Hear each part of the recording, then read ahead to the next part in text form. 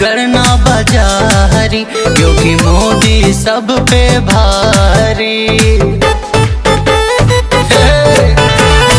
से मत गणना बाजारी, योगी मोदी सब पे भारी।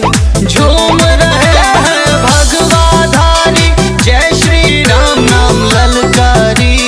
2024 के आंकड़ा 400 के पार बा।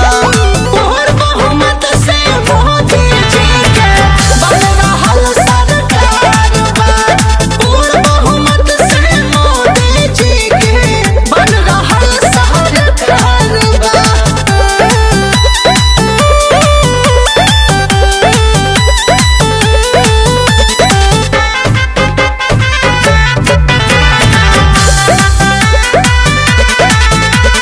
सारे नेता मौन हो गए, पसरल बह सन्नाटा। सोच रहे अखिलेश करूं क्या, गरम हो रहा माथा। सारे नेता मौन हो गए, पसरल बह सन्नाटा।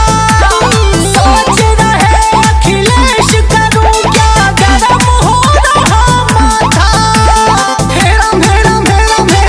ये क्या हो रहा है? अब समझ चुका है क्या गलती कह रहे।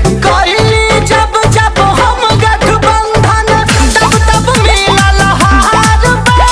पूर्ण बहुमत से मोदी जी के बन रहल सरकार बा।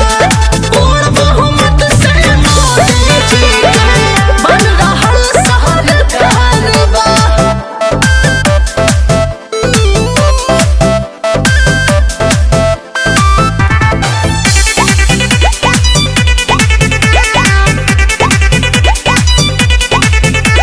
शुरू हुआ मतगणना, धक धक आने लगा रुझान। पंजापस्त बिन तेल लालटेनियों का सूखल प्राण। शुरू हुआ मतगणना, धक धक आने लगा रुझान। बीजेपी के बढ़त से लालू अखिलेश है परेशान। अरे क्या अनर्थ हो रहा है भगवान, आजमगढ़ से निरहुआ जीत रहा है, ऐसा कैसे हो रहा है। आजमगढ़ से निरहु भैया अजब भरत हुंकार बा। पूर्ण बहुमत से मोदी जी के बन रहल सरकार बा। पूर्ण बहुमत से मोदी जी के बन रहल सरकार बा।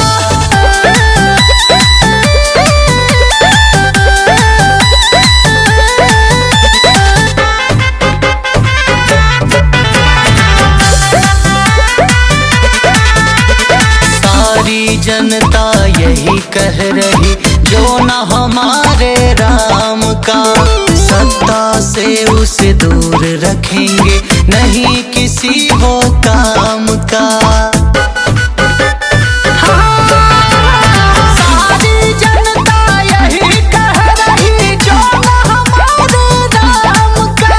सत्ता से उसे दूर रखेंगे, नहीं किसी वो काम का।